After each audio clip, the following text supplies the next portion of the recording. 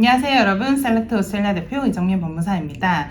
자, 여러분 이번 영상을 꼭 처음부터 끝까지 시청을 잘 해주셔야 될 것 같습니다. 왜냐면 굉장히 중요한 인포메이션을 담고 있는 영상이 될 거예요. 자, 우리 대망의 고용주 스폰서십이라고 불리는 비자들에 대해서 지금 현재 이민성 분위기가 어떻고 어떻게 진행이 되고 앞으로 어떤 변화들이 있을지에 대해서 한번 함축적으로 이렇게 다뤄보는 영상을 준비를 했습니다. 제가 이 영상을 왜 이제 준비를 하기로 마음을 먹었냐면, 저번 영상에서는 190, 491 또는 189 같은 기술 이민을 다뤘단 말이죠. 근데 호주에서 영주권을 따시는 데 있어서 가장 큰 두 가지 방법이 바로 그 기술 이민과 지금 오늘 제가 말씀드릴 고용주 스폰서십, 이렇게 딱 두 개로 갈린단 말이에요. 그럼 우리가 이거에 대해서 이제 다뤄봤는데, 이 영상을 보시고 나는 이제 189, 190, 491은 정말 안 되겠구나, 너무 힘들겠구나, 이런 분들이 이제 고용주 스폰서십에 이제 눈을 많이 돌리실 것 같고, 이거에 이제 궁금하실 것 같아서 오늘은 이 고용주 스폰서십에 대해서 좀 얘기를 해보도록 할게요. 자, 근데 각 비자가 어떻게 진행이 되고 어떤 조건을 맞추셔야 되는지, 이 비자가 뭔지에 대해서는 오늘 영상에서 다루지 않겠습니다. 왜냐면 저희가 이미 예전에 482 비자, 494 비자 또는 186 ENS 비자에 대해서 각각 따로 저희가 영상을 만들었던 게 있기 때문에 그거를 일단 보고 기초 지식을 조금 만드신 다음에 이 영상을 보시면 도움이 되실 것 같습니다. 자, 그래서 오늘은 이 고용주 스폰서십 482, 494 그다음에 186 고용주 스폰서십, 자, 이렇게 세 개에 대해서 오늘 얘기를 해볼 건데요. 요즘 이민성 분위기에 대해서 얘기를 좀 하려고 해요. 일단 이 고용주 스폰서십 비자에 많은 신청자들이 몰리고 있습니다. 왜냐면 190, 491, 189에서 초청을 받지 못하신 분들이 이 고용주 스폰서십으로 많이 넘어오시거든요. 그래서 여기에 지금 신청자가 굉장히 많아지고 있어요. 한 이번 연도 초까지만 해도 심사 기간이 그렇게 느리지 않았단 말이에요. 근데 요즘 482, 494, 그 다음에 186이 심사 기간이 굉장히 많이 딜레이가 됐습니다. 특히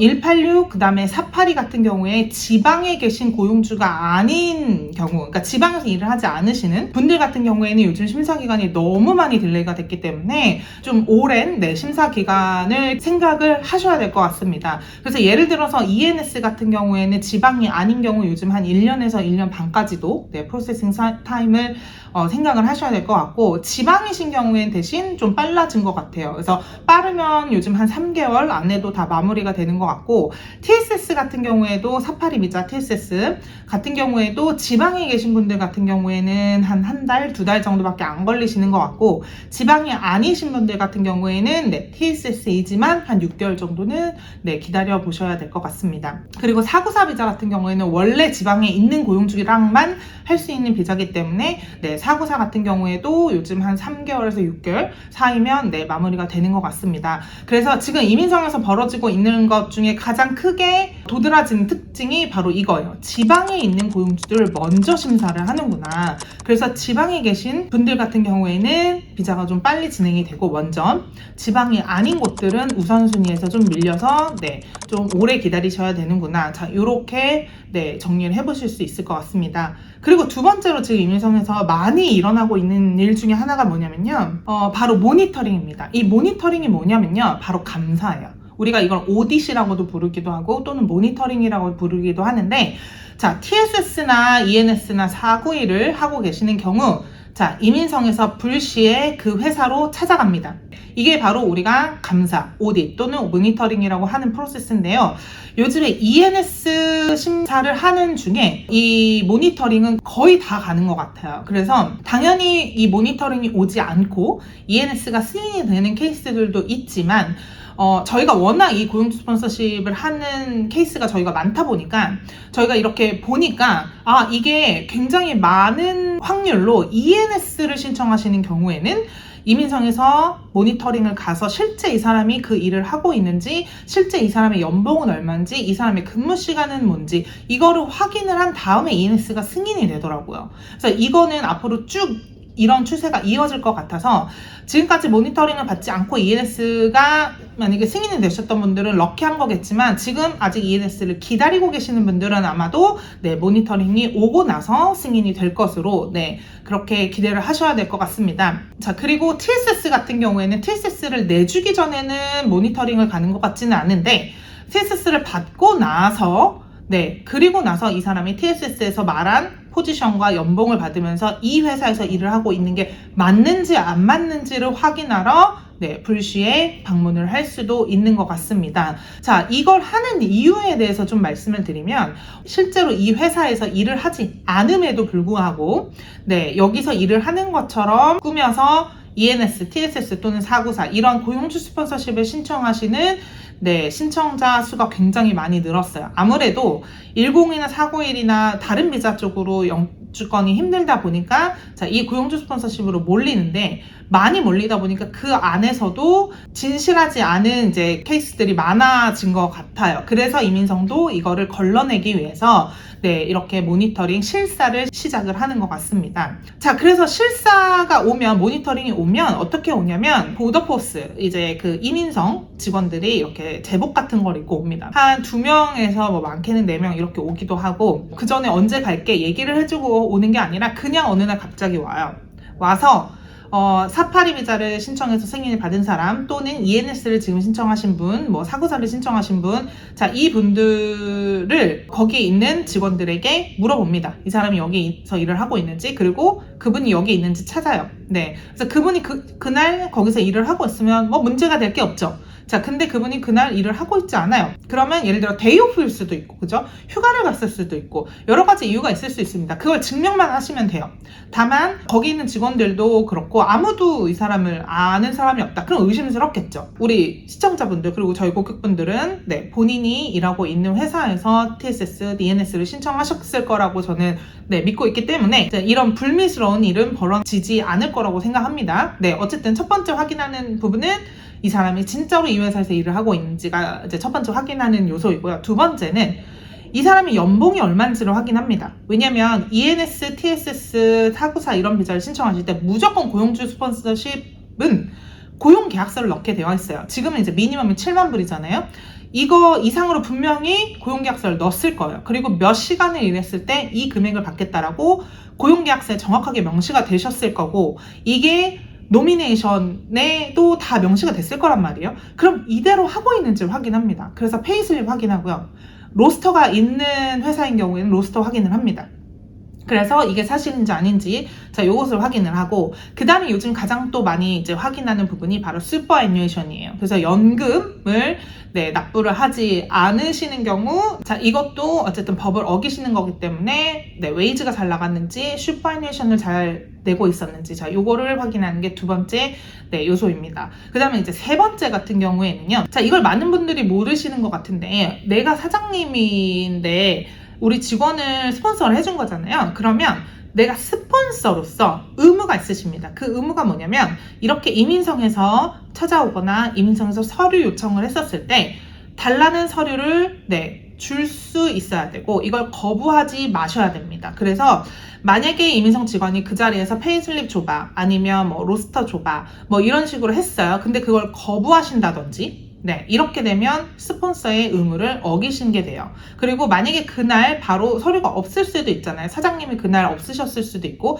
그럼 이민성에서 연락이 갑니다. 자, 며칠까지 이메일로 이서는 서류들을 보내. 자, 그러면 그걸 그날까지 보내셔야 돼요. 안 보내시게 되면 스폰서의 의무를 어기신 게 되는 거기 때문에, 이런 스폰서십의 의무를 지키고 있는지도 확인하기 위해서 모니터링을 실시를 합니다. 자, 그래서 이런 모니터링이 당연히 안 가면 좋겠지만, 하지만 법대로 다 잘 하고 계시고 일도 하고 계시고 하고 있다면 문제될 게 없어요. 이거 겁먹으실 필요는 없어요. 제가 겁먹으시라고 이 얘기를 하는 게 아니라, 요즘 분위기가 이민성이 그렇기 때문에 충분히 이거에 대해서 좀 대비를 하고 계셔야 되고, 왔었을 때 너무 막 당황을 하시면 실수를 할 수 있어요, 사람이. 그죠? 아무리 내가 이제 지은 죄가 없더라도, 그죠? 누군가가 이렇게 제복을 입고 와가지고 이 사람 알아? 뭐 서류를 줘? 막 이래버리면 당황할 수 있잖아요, 여러분. 저희 이제 구독자분들은 당황하시지 마시라고 이럴 수도 있고, 이거는 요즘 이민성에서 다 많이 하는 과정이기 때문에 나만 특별히 내가 뭘 잘못해서 우리 가게에 와보는 게 아니라는 거,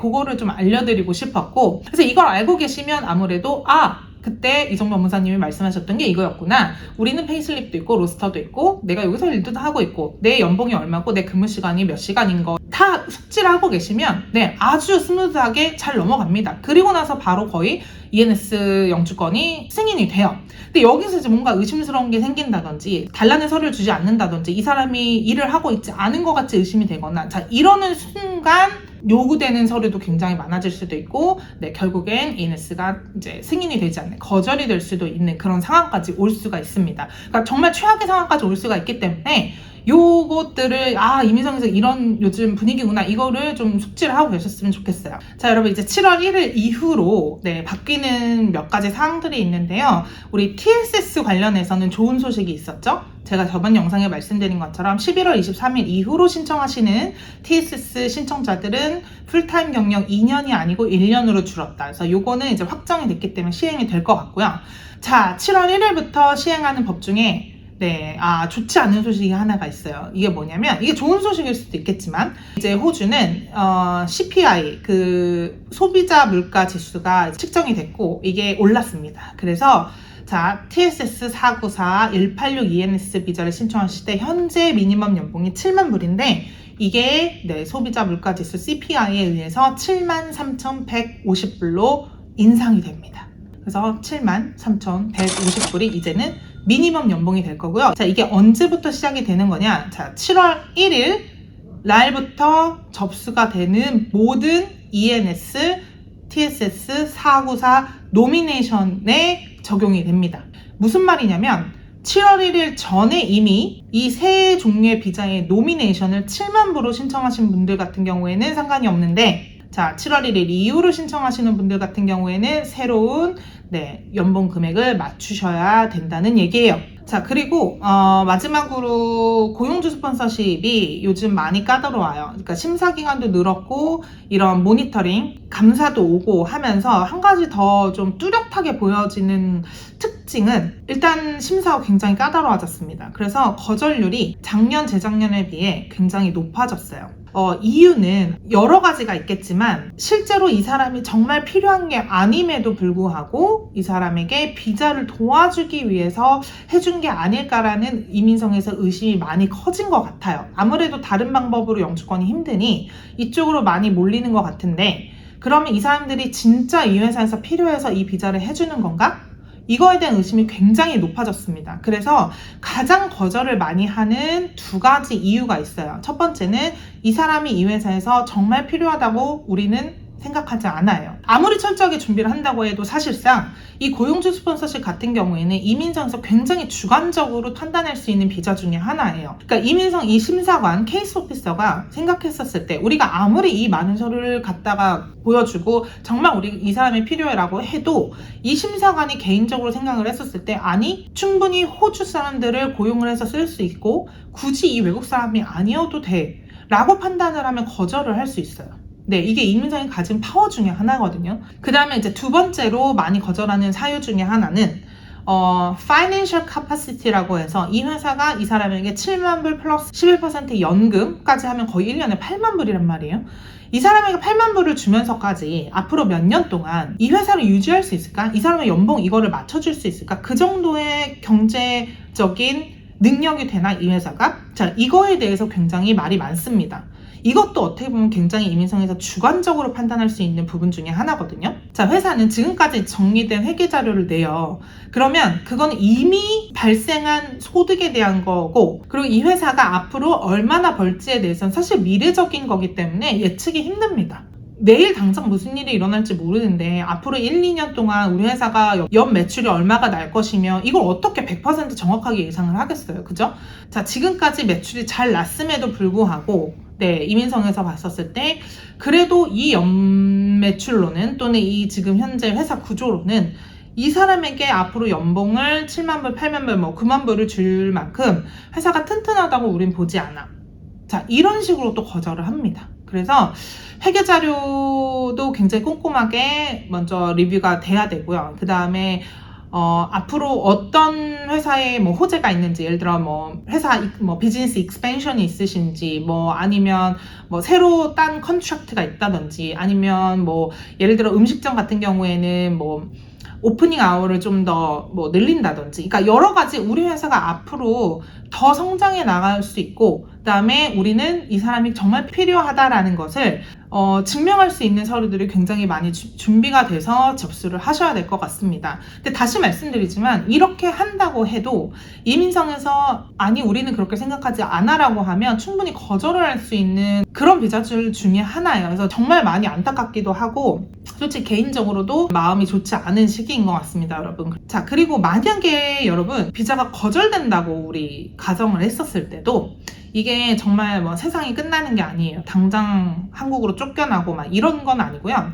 다행히 이제 호주 이 이민 시스템에서, 비자 시스템에서 좋은 장점 중에 하나가 바로 재심을 할 수 있다라는 이 시스템이 굉장히 좋은 것 같아요. 그래서 이 재심은 이민성에서 이렇게 거절한 게 너무 억울한 거예요. 그래서 이거를 이민성이 아닌 제3의 기관에, 재심 기관에다가 이제 어필을 합니다. 우리 거를 다시 봐주세요. 이민성에서 잘못 판단을 한 것 같은데 다시 봐주세요라고 해서 재심을 넣으실 수 있고, 그 재심에서 이민성이 잘못을 했나 아니면 이민성에서 맞는 판단을 한 것인가를 객관적으로 이제 리뷰를 해주고요.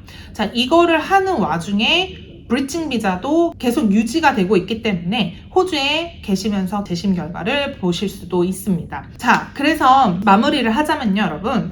고용주 스폰서십 너무너무 좋은 옵션이죠. 자, 하지만 요즘 많이 신청자가 늘었고, 그 다음에 이민성에서도 모니터링도 많아졌고, 그 다음에 심사가 조금 많이 까다로워졌기 때문에 아주 많은 준비를 해서 들어가셔야 되는 비자지, 급하게 이제 그냥 난 여기서 일하니까 당연히 여기서 내가 일을 했고 이 사람은 이 회사에선 내가 필요하니까 그냥 넣으면 나오겠지, 이런 비자가 아니라는 거예요, 여러분. 그래서 이 비자도 그렇게 쉽게 생각할 것은 아니다. 그리고 충분히 준비를 해서 이민성을 설득해야 되는 그런 비자다.